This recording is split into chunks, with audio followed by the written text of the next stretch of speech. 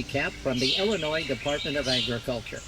This is Wednesday report of the grain prices and trends prepared by the Illinois Department of Agriculture. Illinois country grain prices were lower this afternoon. In northern and western Illinois, country grain dealers quoted shelled corn bids down 7 1/4 at $4.19 to $4.49. Soybean bids were down. I'll start at the beginning. I was born on May the 9th, 1921. I'm 101 years old. I liked horses. I liked to ride horses. So I'd hatched this thought that I would like to be a cowboy. I don't know just how old I was by that time, but anyway, that was my dream. When I got old enough to leave home, I was just saddled me up a horse and head for Montana. Quit my job not thinking how many years it might take for me to ride a horse from here to Montana. That's how my thoughts were. I liked the Western Story magazine. I subscribed from it for years. Dad had a little bay mare. She had a right front leg that was stiff. The knee had a great big knot on it and wouldn't bend, that front leg, but she soon learned that she could swing it out like that wide and still work. She can move around all right. One of my uncles had a spotted riding stallion. He kept after my dad to breed that little bay mare, and stud fee of $15, and Dad wouldn't do it. So finally he said, I'll tell you what, Orville, if you'll let me breed that mare, and she don't have a spotted colt, it won't cost you anything. So Dad gave in to that. She had this little colt, he didn't have a spot on him, so Dad got a free horse. And that's the one I claimed then. I named him Ranger. I never did get to Wyoming with him. I got first Verdon with him. He was born in 32, that little colt was. He got to be 2 years old. I broke him to ride. But Dad had got me farming to where I'd kind of lost interest in that cowboy idea anyway. I was pretty happy being a farmer. Once I got interested in the farming, especially when I got that new John Deere tractor, and I got to drive it. That was stopped my cowboy thoughts. Dad raised hogs, and he took care of the hogs all the time. My brother and I kept the feed ground for him and the feeders field.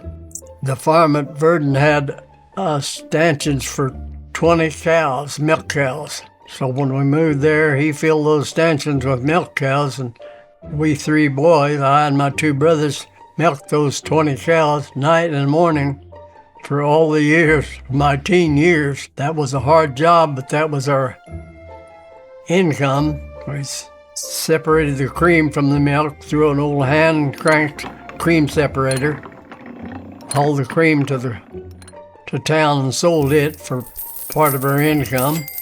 Mom was, I'll say, the starter of the family. I can almost hear her yet calling up the stairs, boys. Time to get the milking done. She was the early riser, and she'd fix the big breakfast, bacon and eggs or ham and eggs, and make gravy, and she always cooked a big pot of oatmeal then. That was our dessert for breakfast. Eat that big meal, and biscuits, baked biscuits too, because that had to run till noon. There was no coffee breaks then. We worked from sun up about till noon for dinner. She'd have a big dinner again ready. Mondays was ham and beans and cornbread and wash day. That was customary. Yeah. Every Monday you could look for that. She made her own cottage cheese too out of the skim milk, so that was usually a side dish with her ham and beans, cornbread. Then on Thursdays was bread baking day. She had a huge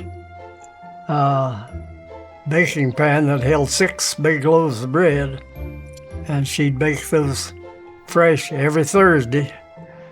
We always look forward to that when a Thursday night, a warm slice of bread with butter and jelly on it.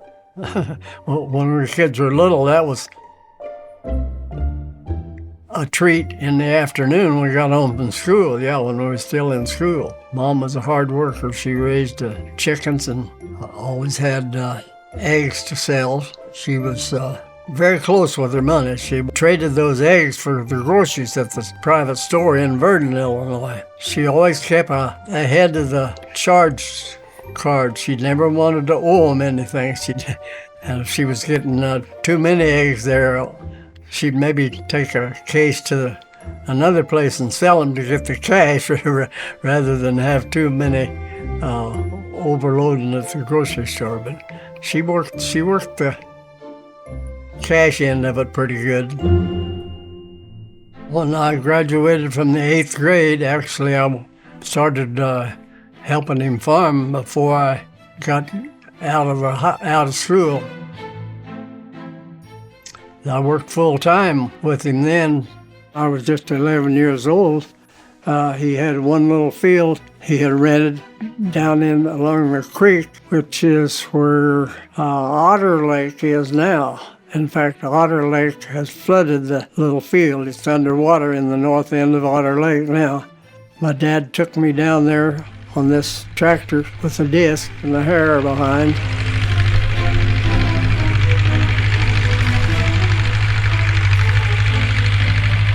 And he went, I think, 4 rounds all the way around that fields. And he left me finished that field while he walked back and got his team and planter and planted her. That was my first tractor driving experience. What did you like so much about driving a tractor? Oh, just what you can accomplish with whatever you're pulling. Do a good job of whatever you're doing. They used to kind of judge a farmer by how clean a field he'd have after he got through plowing. Tuck all the weeds and the stalks and everything out of the moldboard plow, see. Well, I got it in my head that early on that I got an old Graham chisel plow that I worked my bean fields with a few years instead of the moldboard plow. I thought maybe that was a better deal. What I did with that plow then was, because it wouldn't handle corn stalks, 1 foot spacings on the teeth. I moved the teeth out to 16 inches, put an extension on each corner of it, then I disked my stalks, or I got one of those whirly mowers that run over the stalks, chew them up, and then I could use that chisel plow in the fall. I'm sure the neighbors thought, I was getting sloppy with my work because I'd leave a lot of trash on the top of the ground. But my object was to save the soil from washing away. Wasn't too long till everybody took up the idea, and you don't hardly see a moldboard plow used anymore. When I first started helping him, I shucked side by side with him and shucked the corn by hand, 1 ear at a time.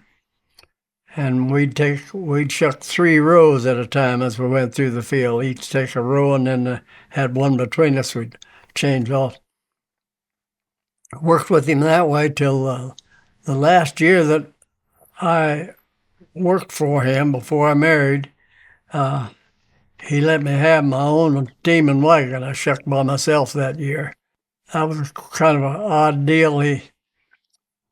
He had promised me early on, when I got able to shuck 1,000 bushel of corn a year, he'd buy me a new shotgun to hunt with. Well, that's the first chance I had to shuck by myself. We got about half our crop done, and I was keeping track of my bushels. I had 500 bushel by then. And here he come from town one day pulling a used 2-row corn picker. Somebody traded into the dealer in Verdon. So we hooked the tractor on that, and that took care of my corn shucking. We finished our harvest in short order that year. So I still had that, and I was engaged by then. I'd been dating a girl, and we'd got engaged, going to be married the next spring. So when we finished our harvest in short order with that tractor-powered corn picker, my brother Roy would drive it one day, and Dad would haul the corn from the field to the crib The other boy'd be there scooping them off. The next day we'd switch, and so we went through the corn, and then I had a friend that he had 40 acres of corn, the wind blew it down flat. His corn picker wouldn't pick it up at all. So he was looking for somebody to help get that corn by hand. I had a cousin that told me about it. It was a neighbor to my cousin. He said, he'd give you a job if you want to work it. And I said, that's what I'm looking for.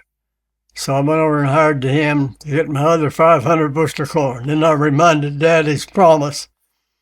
So we got done. I remember he always liked to lay down and rest after supper. We had an old couch in the dining rooms where he sat away from the radio. So I went and I said, Dad, I got my 1,000 bushels of corn now this year, but I don't need a shotgun.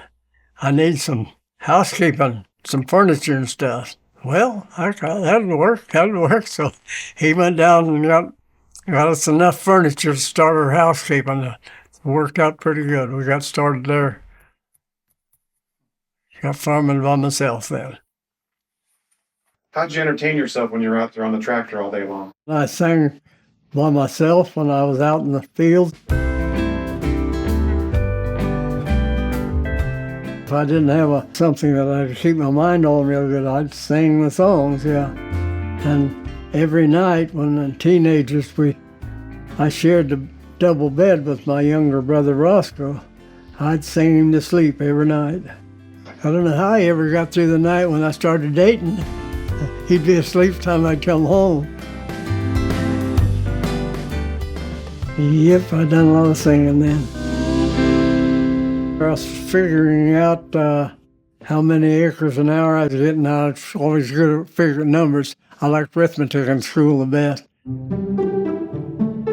And I knew how wide my implement was, how many feet it takes to make an acre, quarter of a mile, which is 33.5 feet. Quarter of a mile long is 1 acre. Figure out how many acres an hour, time my rounds, how fast I was going around. It was always getting more done if you got a half-mile long rows, you don't have to waste much time turning around. I'd do a lot of figuring like that. After we get the corn planted, then we had to start cultivating it to keep the weeds out because we didn't have any chemicals at that time. And we had to go over the field with a one-row cultivator pulling it with 2 horses.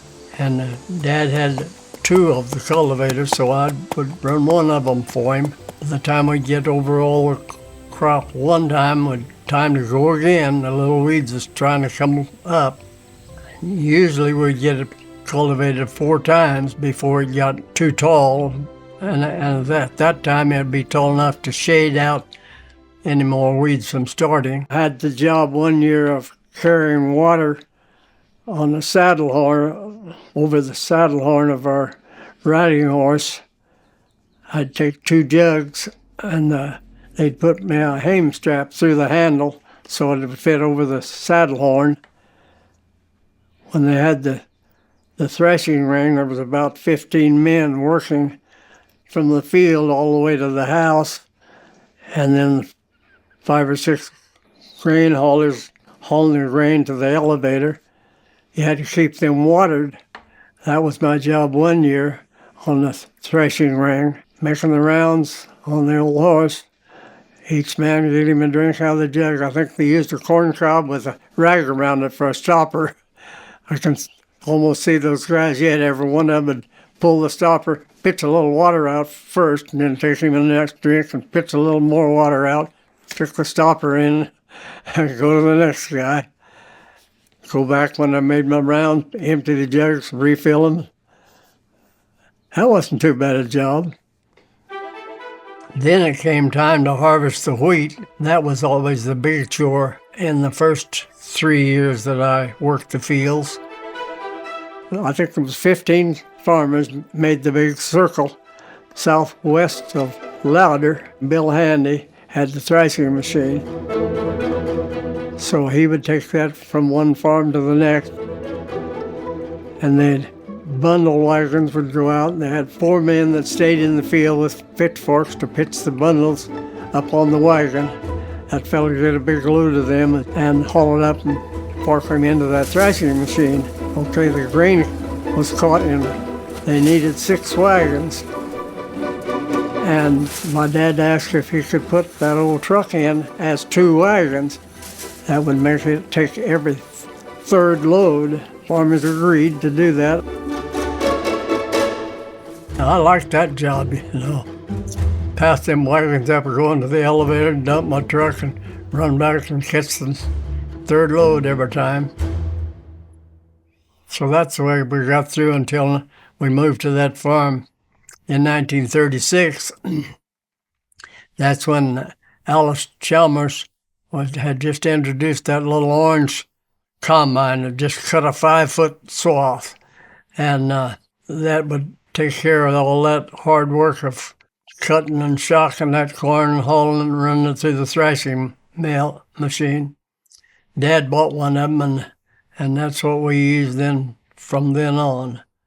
Well, until the later years, other machinery dealers started making self-propelled combines. Dad got his first one, I believe, in the 50s, a John Deere 45 with just a 2-row corn head on it. I got mine, I think, in 59 when I switched from the ear corn to they shell the corn. Those little combines would shell the corn and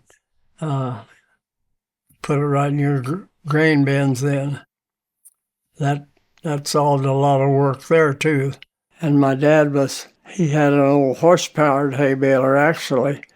I rode with him in a old Model T truck one day when he went and got it at one field and pulled it over to another place. That was quite a unique machine. The horses was hooked to a sweep and they walked in a circle. It had a great long frame, the baler did, and out in front was this sweep that the horse was hitched to the end of the pole, and they walked around and around that, step over that. They took the wheels off the baler and lay it on the ground. So when we moved to this other place, Dad bought a new tractor, a Cormac Deering 1020, and he'd done custom work with it.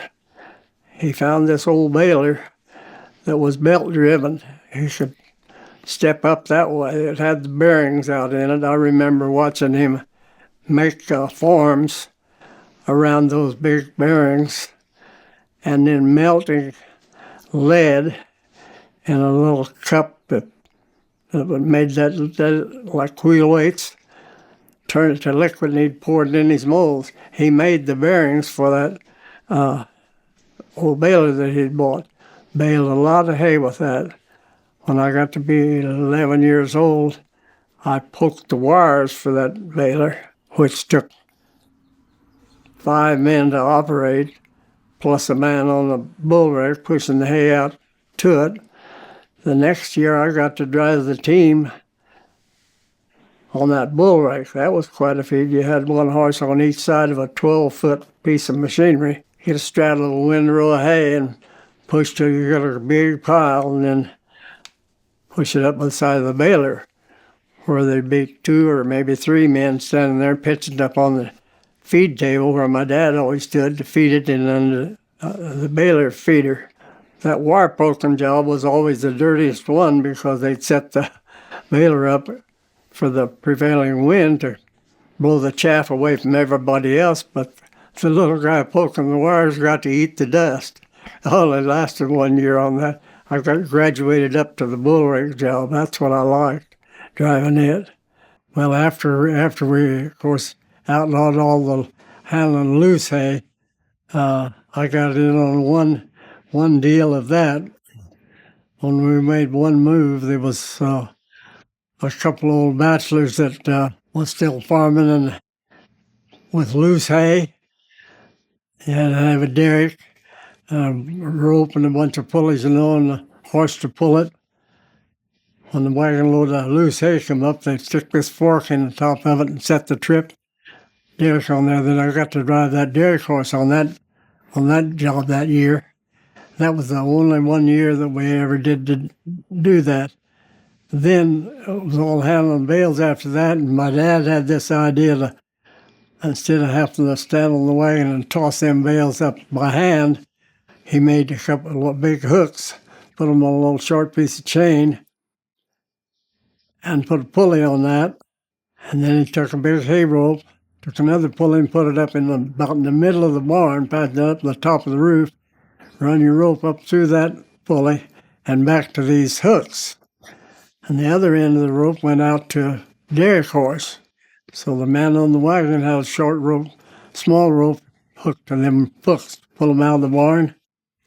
That worked pretty good. Saved a lot of manual labor throwing them bales up off of that wagon. Put them 2 hooks in the bale. Start your derrick horse. As the rope come, and top pulley, pick them bales up, take them up. You had to have a big door right in the barn there, take them bales right up in the barn. We had this old riding mare. We decided to use her one time on the derrick. And whenever she felt that second bale on that hook, she'd just stop. She would not pull 2 bales of hay up that we had to finish. I think we took her off as soon as we got that wagon unloaded.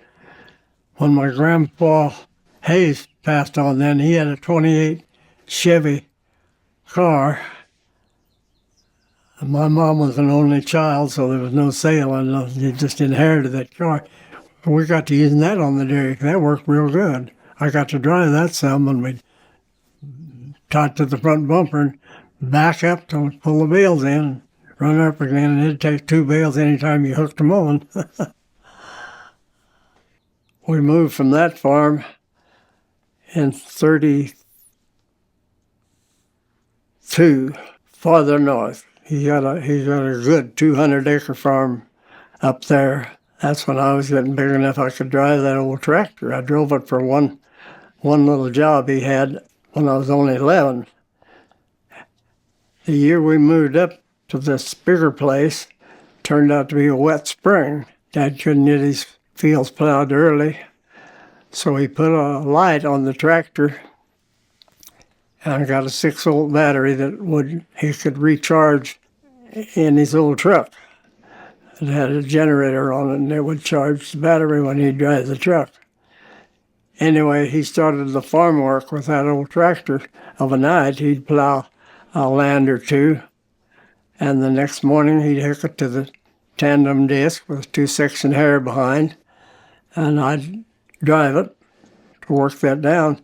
That's the way we got the corn planted that year. Now, I had finished my 7th grade. I skipped the 3rd altogether when we made the move out of the bottom house. The next year, we only had a half a mile to walk to school, which was fine.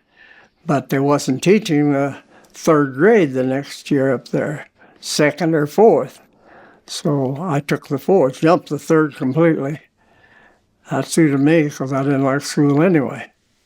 3 years we lived in that place, and he bettered himself again. He got a big farm east of Verdon. He got a chance to rent it in 1936. So he knew he'd need a lot more horsepower to farm that.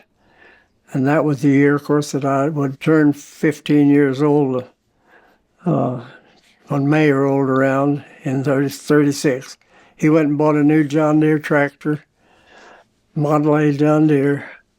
He bought a 3-bottom plow with that one, and a 8-foot disc and 2-row cultivator. That was the big deal there. Up till then, we had to cultivate our corn with a 1-row cultivator pulled by 2 horses, and we had to just keep cultivating it 3 or 4 times to keep the weeds down. There was no chemical available at that time, so in order to try to keep the weeds down, they rigged a check wire to be used with a 2-row planter. That wire had buttons on it every 3.5 feet, and you threaded that through a set of rollers set on each side of the planter, and I went through a fork as I was passing through these rollers that tripped the plates, gearbox that turned the plates a notch or two or three, however you had it set. The object of that trip was to make rows crossways in the field. If you stretch your wire the right tension all the time, each time you turn around, you move the wire over right behind the planter. So after the first cultivation, we usually turn and go crossways through the field then. Keeps those weeds out of it. Worked out pretty good that way. Well, that brings to mind my first day that I started working a field on this little farm we'd moved on to. When Dad when he moved to the farm, a big farm at Verdon, he needed another tractor. He had one old tractor that I'd been driving, but he went into the John Deere dealer and bought a new Model A John Deere tricycle type tractor, and the whole outfit. He bought a 3-bottom plow with it, and an 8-foot tandem disc, and a 2-roll mounted cultivator. Well, that was twice what we'd been using, 1 roll at a time with the horses. So I had been driving that all my teen years for him, and for room and board, that's all I got. So when I got married, he gave me that machinery outfit, plus a little team of horses. He'd bought his colts, and we got them broke. I could plant my corn with them. The first day, a blade broke off of the fan on that tractor and clipped 10 pipes out of the radiator.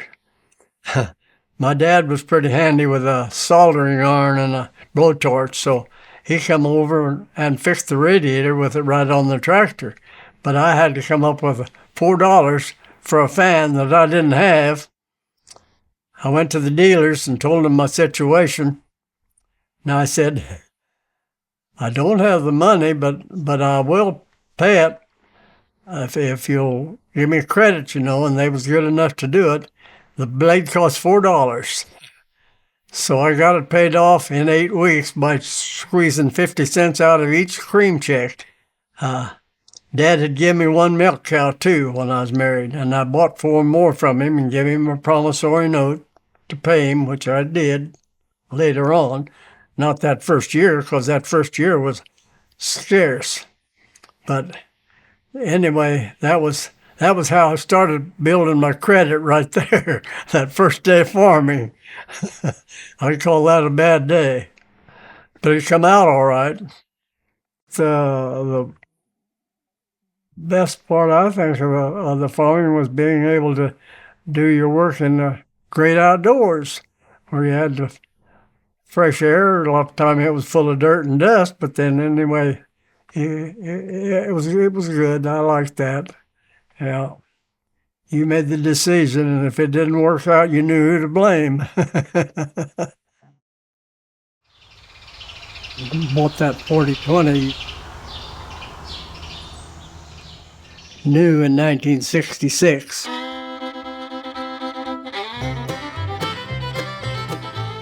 I made a deal with the dealer in town that I'd take my farm truck to the factory and pick that up, save the freight on it.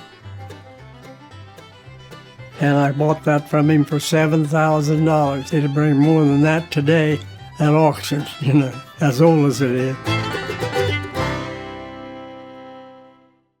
I remember well, that was during the Depression, but we didn't really suffer. We pretty well raised flour and sugar is about all we had to buy, but it was hard to scrape up enough money even for that, with hogs selling for 3 cents a pound. Had a fat hog on the market only bringing $6. So corn was 9 cents a bushel. Not much money moving around. I don't know how the people that, I do know a lot of them got them a little garden spot and raised some of their vegetables, non-farmers, Anywhere to find some feed, get out. And I've seen people walking the fence rows in the spring hunting greens, some kind of weeds they knew was edible if they'd cut them and cook them.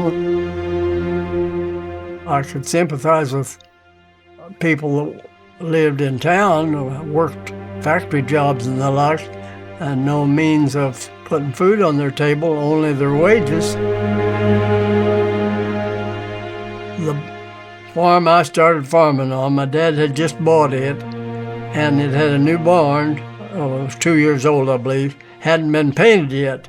So he wanted to get it painted, and he asked a neighbor man that was had 2 little boys and no job. He was just living in a tenant house, I think, on another man's farm, looking for work. And Dad asked him if he could paint, and he said, "I can learn." So Dad hired him for $1.25 a day to paint that barn, and he was glad to get it. I'd feed them boys a lot of beans, you know. In 1936, there was a chinch bug infestation. It was a little bitty bug.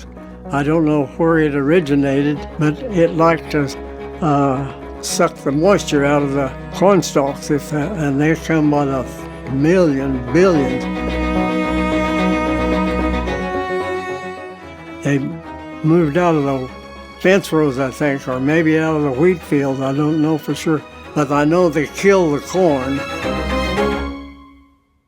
That's the year my dad had acquired 20 dairy cows.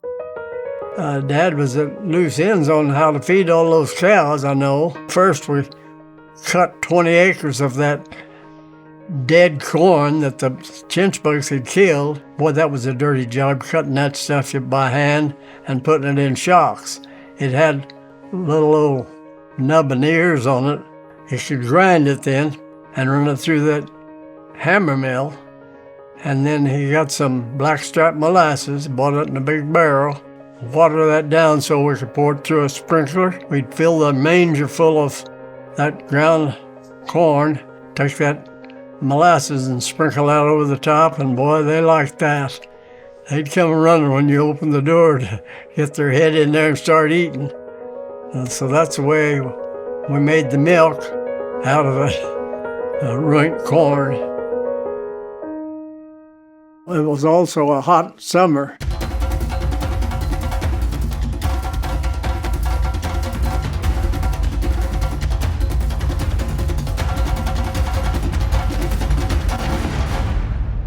I think there was 12 or 14 days straight that the temperature never got over 100 even at night. We had to sleep out in the yard till about midnight or 2 o'clock with a blanket on the grass to stay comfortable. It was that hot. The neighborhood where we lived, the fellas would usually fatten a calf too, and then they'd take turns of butchering it and dividing the quarters, like 4 people would take that calf, and when they'd butcher, they'd pay it back. The hog butchering, you'd fatten up 5 or 6 hogs, and then all the neighbors had done the same thing, and it was another community butchering day when they'd kill those hogs and butcher them, run to the lard in a big black iron kettle, have a hot fire going, and as they trimmed the fat off of the hogs, throw it in that kettle, cook it till it was all liquid, all but the skin, cracklings they call it. You squeeze the lard out of them with a lard press, then a machine with a crank handle. And also they had a sausage grinder, a hand-turned grinder. You grind the scrappy meat into sausage. Women would cook that sausage then and put it in a big stone jar and melt lard and pour over it. That's the way they preserved it. Till they got ready to eat it, they would dig into that lard. Of course, they used the lard for cooking purposes too. Get your meats. That's the way they had meat the year round, pretty much. Well, a good day would be about like today, a nice sunny day, and the ground right after work. Get on your tractor and go out and do whatever the job was that needed to be done, tilling or planting. I love to do the planting. My most pleasurable planting job was for my dad. before I got married, he had a black team that was the best team to work, and they would just outwalk the tractor a little bit, and they got smart enough that when I would snap that check wire into that carriage on the side of the planter, they'd start going. I'd have them turned around and on the mark. I had to step on the planter frame on the run, grab the reins off of the lever, and we were going again then for 2 more rows. I liked that. One of my cousins heard about a square dancer. Square dances was real popular when I was young in the Chatham Community Building. So he asked me, Roy didn't go with us on the first trip, but anyway, maybe his brother went. 3 of us went up there, and they was sitting across the dance hall when they got ready for a square dance with these 3 girls. Found out they was all sisters. We walked across and just picked them out. I got the middle one, and the other 2 boys took the other 2, and we danced, and we hit it right off. Before I left the dance, I made a date to take her to a movie the next night, which was up at the Esquire Building in Springfield. And that's when Jane and I started our romance. I hadn't been able to save much money, but when the show was over, I did have enough to buy us each a light meal. She wasn't a very big eater anyway, though, because she didn't get it all ate. But that was the only time I was able to buy her a meal while we was dating. Anyway, Roy I don't know how he connected with Belle then, but it wasn't long till he started dating her. Yeah, we double dated a lot then on Saturday nights. If there was a dance somewhere, why, I'd take Roy with me. But my Sunday night and Wednesday night was my and Jane's date. We didn't take him then. When I first got married, we had a pretty rough go of it the first year. I just had that one little farm. Dad had given me a milk cow and these 2 horses and that tractor outfit. So I bought 4 more cows from him and gave him signed a promissory note to pay for them, market price, whatever it was. So I'd have 5 cows to milk, and that was our only income the first year was the cream from those 5 cows. So I went to a farm sale, and they had an old Model T car frame sitting out there. The wheels and tires were still on it, but everything else was taken off. The body and the motor, couldn't get a bid on it. I bid 50 cents on it and got it. Towed it home and had an old fence that was falling down out around the barn lot there, and I took it down, picked the best boards out of it, and bought me 2 4x4s to lay on the frame of the car. Then I took these fencing boards and I laid them crossways on it, built me a wagon, a flatbed wagon. Didn't have any way of pulling it yet. Made me a blueprint how I wanted a hitch built. Took it down to Heddick. That was 4 miles south of my farm there. A good blacksmith in business there. He built it for me, built this hitch. He charged me $4.50. So there I had $5 in a wagon now I got to put together. Couldn't get home with it though. When we drove down in that little Ford car, the road was muddy. Got within a half mile of home, there was a little hill there that had a soft spot in it. My little car wouldn't make it through that. The ruts was too deep. So I had to walk on home and get my harness up my team. I didn't have a wagon yet, so I borrowed the neighbor's wagon. Went down to pull the car through that mud hole. My wife was able to drive the car on home then, and I took the wagon back to the neighbor's. And that next day I got busy and put the hitch on my wagon. I was ready to go to the wood lot. We heated our house and cooked our meals on wood the first 3 years. Had a good wood lot along the creek on that farm I lived on, but it was on the other side of the creek. couldn't get to it from the house. Had to go out east, all the way around the farm to cross the creek bridge to get about a mile. I bought me a one-man saw, and Dad had given me an axe when I was a teenager at home to help him cut down a bunch of hedge with. Cut me a bunch of poles and brought them up the house. And it wasn't long till I got me a power mandrel, they called it, 2 bearings on the shaft with a big circle saw blade on one side and a pulley on the other. I mounted that on my tractor, saw them poles up in the blocks. That's where I made our wood. And the little team paid off for me there. Them and I spent a lot of time in that wood lot those 3 years. Winter, that's winter job, you know. I kept 2 bunches of brood sows because a sow can have a litter of pigs, and in 6 months you have the pigs off to market and breed the sows back every 6 months. So by staggering it with another set of sows in between, you could have a market hogs to sell every 3 months. And that's the way the main thing that I made my living for raising my family was with those hogs. I hated them all the way because you had to keep them rings in their nose if you're going to let them free range, because if you didn't, they'd tear up your grass with their snouts, you know, rooting. That's what those rings are for. And even when you put 2 or 3 in that gristle across the top of the nose, an old sow get tough enough she could still get through the sod and tear up sod. So somebody made a ring that snapped in their nostrils, and the long end stuck up a little. It'd stick in the ground anytime she'd try to root, and it'd shove the short end of it into her lip then. That would keep them from rooting. It was a little hard job to catch her and put that in there, but you had to do it if you were going to let them run out in the pasture.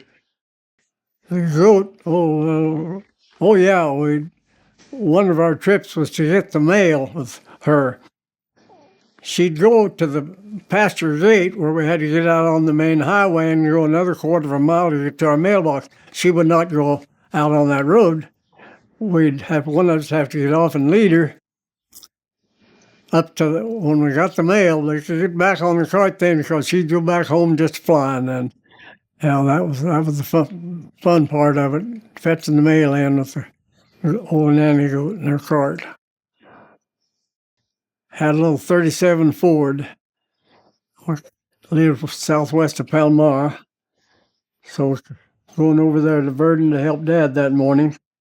Got to Girard, southwest corner of Girard, right at the southwest corner of the cemetery, that big cemetery. There was a bunch of brush growing up on the roadside, on the north side. And it was a crossroad there. This milk truck, the Verdon Dairy truck, was picking up farm milk cans full of milk. The driver came from north, blinded to me by that brush. Of course, he didn't see me either, but he was supposed to stop and he didn't. He ran right out in front of me. It was timed that I hit him right in the right front wheel. And that big truck tried to turn over on top of my little car. He just mashed that side of that car, almost tore the driver's door off. All it did to me was put a little scratch on one finger, but Jane didn't fare so good. No seat belts in the car, at the time. It was stick shift, and she slammed into that shift and bruised that left thigh up terrible, and then went into the roof of the car where there was electric windshield wiper controls up there. And one of the controls was just a little rod, actually, with knurled handle. You roll that rod to speed or slow up. Her head hit that and tore a 3-cornered wound. It took 11 stitches to heal that up. She was 7 months pregnant with Nancy at that time, and she took care of her and carried it on full time. Healed up from it. That was quite a wreck. Lord, yes, the old telephones, the old crank type telephones, you know. You don't know because you've never seen one probably. And you had about, you could go as high as 10 people, they did, on a party line. And you had 2 longs and a short, or 3 longs and a short, or a long and 2 shorts. You could keep mixing them up like that till you could get at least 10 people on the line. And you learned who everybody's ring was if you called them very often. It didn't matter if you knew who it was or not. If you wanted to listen in, you heard the phone ring, you go grab the receiver and pike. They called it piking. You listened to them. We had a bad deal here when my son and I started our farming operation, helping one another. We liked to talk about 8 o'clock each morning over the breakfast table, or before 8 o'clock. And we had 2 parties on our line, plus one on the next line that were all related. They had a pact going, 3 of them to get a 3-way conversation going, tie up 2 lines for half an hour. We got tired of that, so I went to the phone company, said, "Can you run us a private line out there? Two-party line?" And they did. They only had to go to early in the yard. They could hook in right there. Lee Biff couldn't hardly stand that when he found out we was doing that. He thought we was sure wasting money. I said, well, it's either that or give up the phones, because we couldn't use them when we needed them anyway. I remember our first television, old black and white one, yeah. And I remember the money giveaway show. I don't remember what it was, nothing like they're giving away now, but it was a lot of money those days. And my cousin Pearl Pearson married Ray Vance, and their boy worked for me on the hay baler, you know, a lot. They come down to visit one night, and we had that TV going, and that money show come on. They give away the money. I can't think of the name of it now. They couldn't believe it. They're giving that money away. They just wouldn't believe that, you know. And nobody got that kind of money just to give away. They had any idea what's going on them now. Wowee. After I'd quit the cows, when my son Jim and I got the farm a little bigger, I got rid of my milk cow. No, that was while he was still in school, yeah. He liked his cream and his butter. So he was about out of school, because he said to me, if you'll buy a milk cow, I'll get up early enough of a morning to milk her before I go to school. So that's what I did. And this cow that I bought was fairly gentle, but sometimes she'd decide she didn't want, I guess, milk, and she'd kick the bucket, spill it. So I fixed the stanchion in a stall in the old barn over there, where I turned her in to feed and then milk her. And I got a rope and tied to the back of the barn with a snap and an eye, and adjusted her snap right around her right hind ankle, so she couldn't hit my bucket with it. This night, old Jack was out there standing up in the hallway watching me milk her, my youngest son. He was about 4 or 5. Another one of my mistakes, I got up from milking her, forgot to unhook the rope from her leg, reached up and turned the stanchion open. She turned to leave.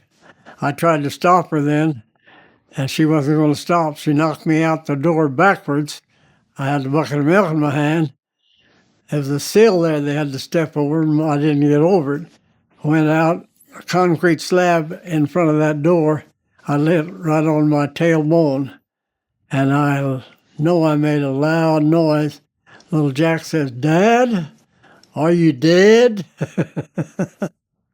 He was really anxious about me doing that. The milk was all over me. Yeah, I was a mess. Roy got started farming. Dad got him set up over there on that rented farm. And Dad needed feed for all these old cows, so they had planted a field of oats And they had some hay at that time when we all had, each farmer had his own livestock usually, and you'd try to raise your hay, your feed for them. Common practice was to go out and sow clover seed in a wheat field in February, just broadcast the clover seed. When the new moon in February, full moon in February, bright all night, that's the time to sow it. That little seed grows in the ground. It'll work nearly every year. So you could have some stubble clover if you had good enough rain in the summertime.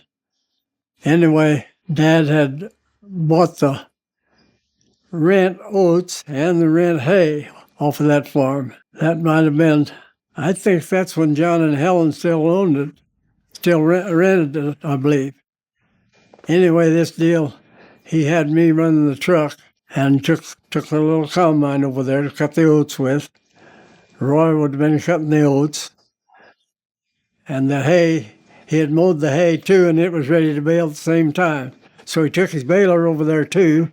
And my job that day was to take the first load of oats, weigh them up for the rent payment, and take them out to Verdon and scoop them in the granary. Go back out over there, and there'd be a load of baled hay waiting for me out in the field. They'd have baled, load it on the truck, and take them. This was on Saturday too. When I got the oats scooped off, back to Verdon, there was a freight train sitting on the track on the east side of the square in Verdon. Well, that track comes right down that east street. It was just sitting there. I come up to the crossing block south of the square, at the southeast corner of the square. I looked up the side of it. There's room for me. Oh, the back end of the train was only 2 blocks up. There's room for me to drive between the train and a few parked cars along there, Haste, you're in a hurry, I took off. I just got about halfway up the square. The train started moving. I found out pretty quick that all them train cars wasn't the same width. One come along was a little wider, and it caught the left front corner of my truck bed. Started pushing me back. Well, that's walled the truck around. It slipped off then, but here come a set of wheels. My left front wheel of the truck was under the train by then. The next set of train wheels broke it off. Just took that wheel off of that truck. It kept bumping me and shoving me back till the hits that we had on the back of the truck hadn't been turned around. It was still sticking out there on the right rear corner of the truck. And Rolando had a shoe shop there, old man that talked kind of funny. He was an immigrant. It was his Model A car that was parked there. That big, heavy iron hitch hit the driver's door right in the center. It just poked a hole right through that door.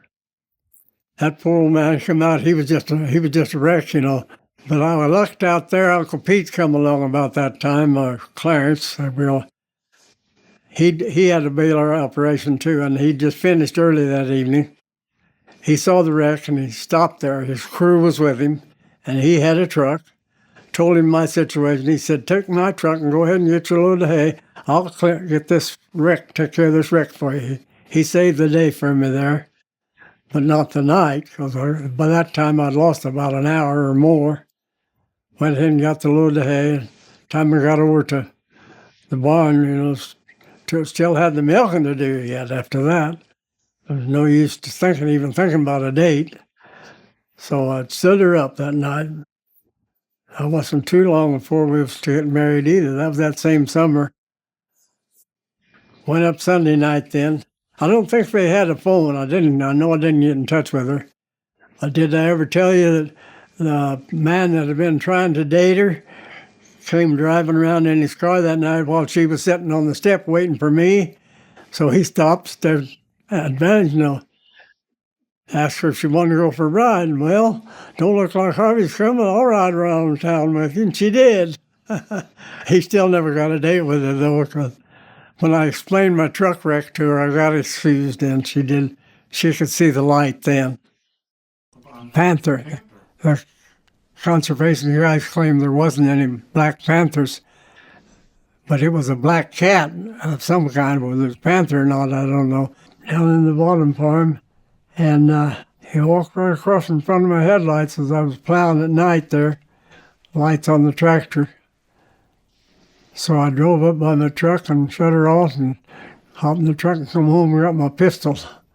After that, I kept my pistol with me when I was plowing at night, working at night. There was a fellow down by Piesaw that was working at night with a harrow. He had choked up and he'd made the turn at the end of the field. He stopped and got over and they said he was bent over pulling that choke out of his hair, trash or something. And evidently it was an old mama. I don't know what color it was. It might have been a yellow. There was a yellow one too that had been sighted. Knocked his hat off. She dived at him and just missed him by that much. So I always figured that I imagine if he was able to get on his tractor, he forgot about the choke by then, took off. But I never seen him with this southern, but it was the same one that I saw, I bet you, that was sighted up there by the Northwestern High School. So when they held the kids off of recess that day, after it had been sighted nearby. Okay, my brother and I had just finished grinding off a load of corn for the cows and pulled the empty wagon out on the lot where we unhitched it. First thing you're supposed to do is unhook the traces, the toes, And my mind was not on my business, that's for sure. Anyhow, I didn't unhook the traces. Folded up the line, dropped the neck yoke, and Roy had his horse already loose on the other side. I picked up the reins, started to lead him to the water tank, and my horse was still hooked to the wagon, tongue laying on the ground. That was this black team I was talking about. They was peppy too. When that tongue started hitting their front feet, they spooked, started to run. I tried to hold them, and Roy had run around there and thought he was going to help me, I'm sure. He grabbed the hold of the end of the lanes too. Well, that actually crowded me right under that first horse, and knocked me down, pulled the wagon over me. One wheel run over one of my legs and didn't break it, but it made it so sore I couldn't use it for a week. They ran to the fence and jumped the fence. I think there was a water tank sitting there where Dad dipped water out of for his hog operation, because they were right by his little hog slopping building he had. Anyway, they ran over to the big tank and stopped, stood there and took their drink then. But I was out of commission for a week. I couldn't even milk. That's what Dad didn't like about it. He had to milk my 7 cows that I was normally milking. So somebody asked them when I got married about a honeymoon. I said, hey, after Dad putting up with me for a week with that horse accident, there wasn't no chance of getting a honeymoon vacation out of him. I had to keep milking those cows. He helped me a lot, but he was a rough one. He was pretty hard to please sometimes, but he never gave me any money.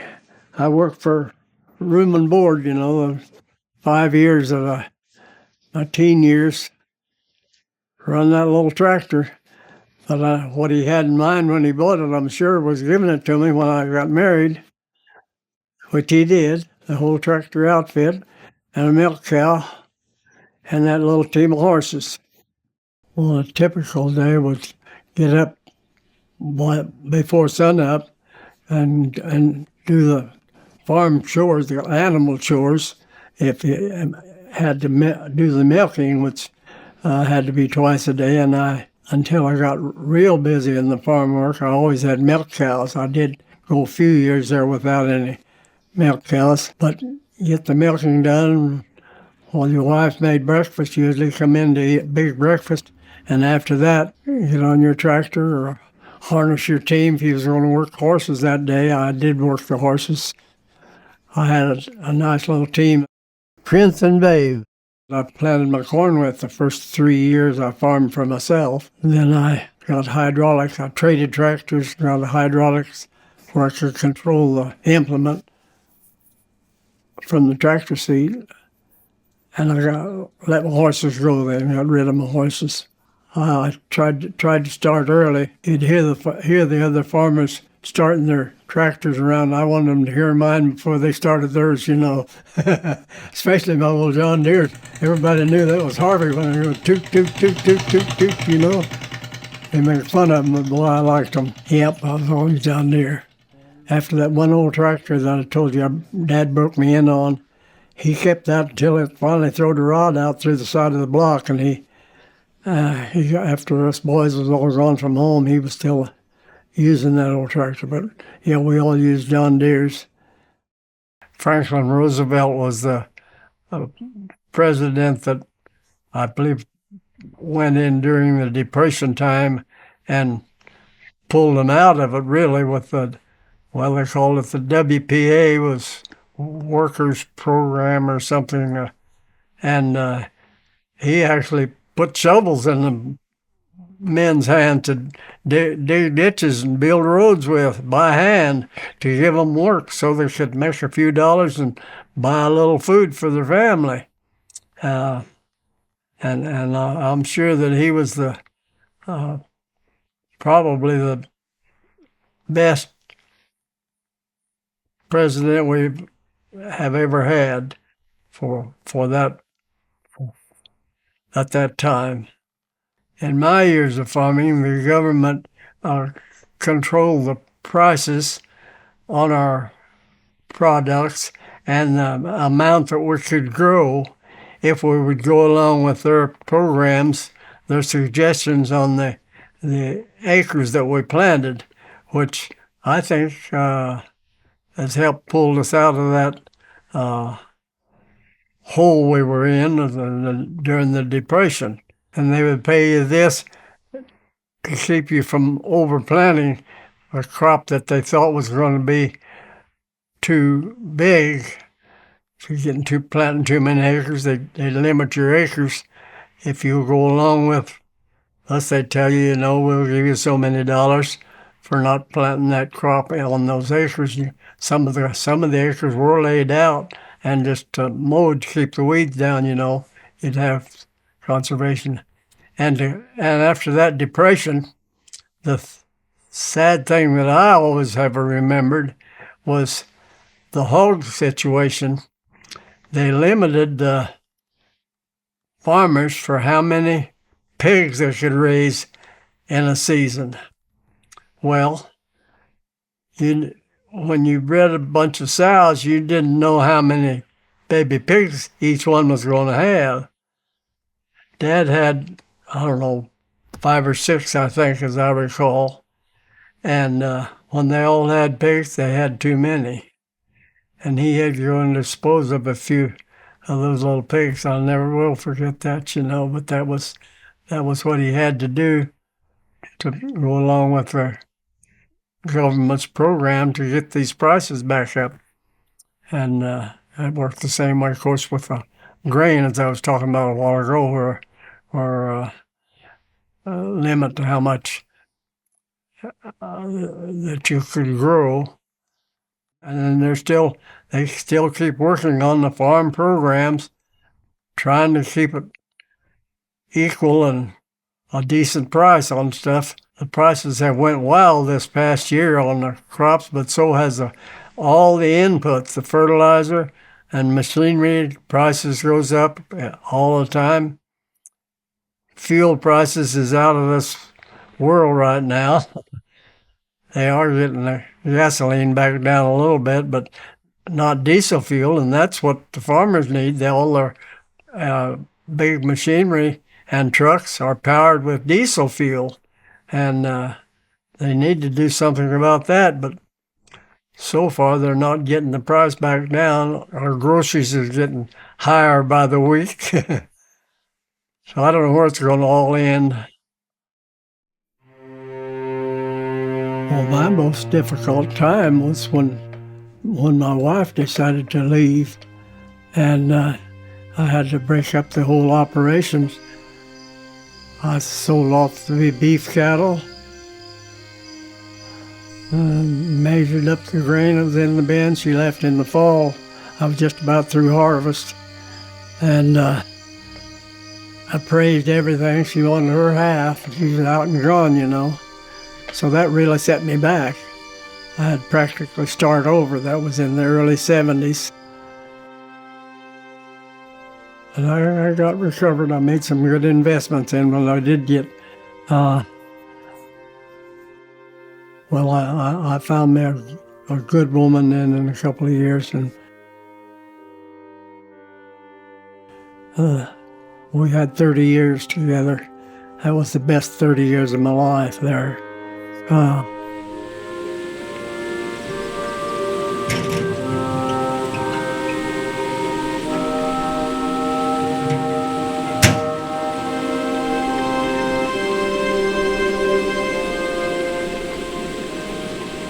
I lost her then to Alzheimer's. She had it for 3 years before I lost her in '02. But by then I had acquired a new start. I didn't get any more land, but I made some good investments, and they've done good for me. So I'm able to leave a pretty good inheritance for my 5 children. If I get out of this world without having to use it all up.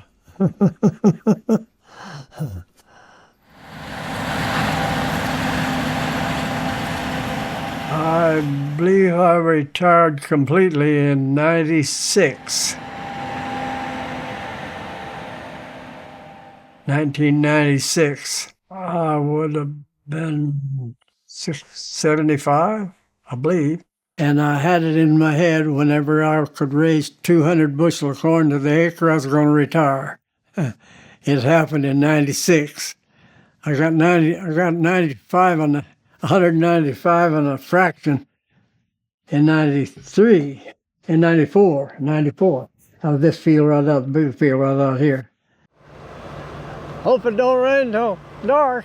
Yeah, me too. Well, that was my plan. That's your plan, huh? Wait until dark. Anyway, I approached these boys, there's 3 brothers, to see if they would raise my soybeans each year and do just like I alternate the 80s, and they jumped on that. Yeah, they'd be glad to do that. So that's the way I semi-retired for, I think, about 5 years before I finally made my decision to quit completely. That's good enough. Okay, that's good.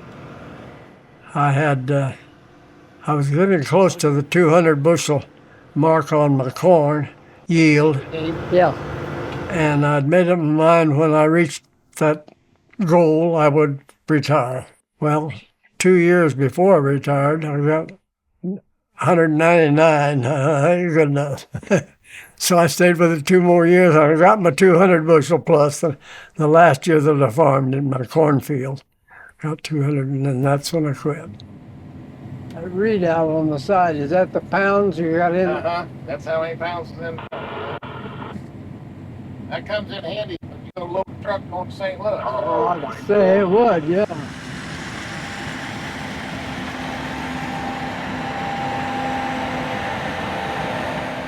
Kurt couldn't hardly believe it. I was happy to just watch them farm it, you know. Don't you kind of get homesick for that? I said, no, I've had my fill, Kurt. I'm glad to see you doing it. I'll watch your success on it. I like to see it grow. This is where I like to see it. And then when it gets up in tassels, that's the prettiest on the cornfield, when they get those tassels. And the bean fields then they turn multicolor when they start ripening. The green turns to yellow, and you got a pretty mix there. So that's pretty to watch. You know, that's that's concentrate on my fishing, man. I had never fished until after I got married the second time and I had already gotten rid of my cattle, of course, and that's when I decided to go to Florida. I didn't even have a boat, had never fished.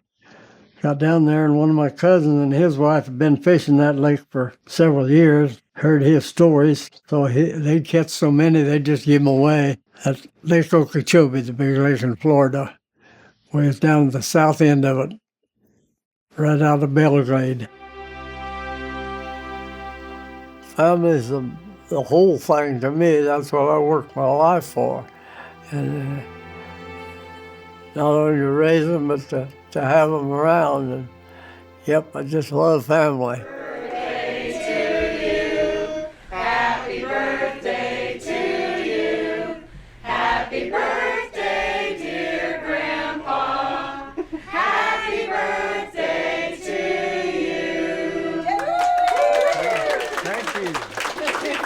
Thank you. That's the best we've ever seen. Got 13 of those great grandchildren now. And I think there's 11 or 12 great grandchildren. Here's the latest, the little Harvey. Oh, yeah. He was eating cucumbers this morning. It was this morning, right? Yeah. Look at those eyes, though. Let me see if I can. Oh, yeah. How blue they are. Yeah. Born 100 years apart. The Harveys. Check wire had buttons on it. They were, every 3.5 feet apart. Yep. So, Was that what would trigger the seed? Attachment on the side of the old Thrasher's reunion up at Iowa. And that's where I got that picture. Oxen team, yeah. It's Mount Pleasant. That's been Nice. 10 or 15 years ago. About 6 of my buddies and I all took our campers and went up and stayed in a campground. Do you remember how old Grandpa is? 101. 101. Right. Yep, he's been around. How old are you? 7. 7.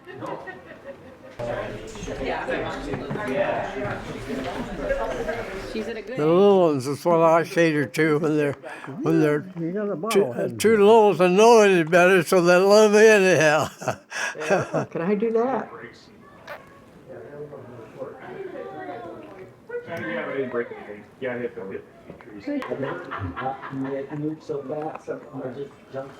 Hello there. Hello there. I didn't see it right. I'll be 103 come the 9th of May. Some mornings I wake up, I wonder if I'm going to make it. But after Loretta helping me get started, I make it through the day. No, I don't think that decaf coffee has much to do with it. It's just a timer that has to be reset every morning, I guess, to get me started. Oh yes, I've got a few regrets, but then that's, I'm sure that goes along with it. I tried to keep them out of my book.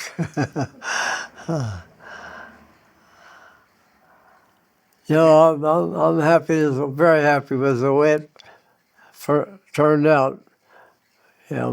Especially my last 70 years has been really great. Family kept growing along with my operations, and then finally my retirement. I've enjoyed that.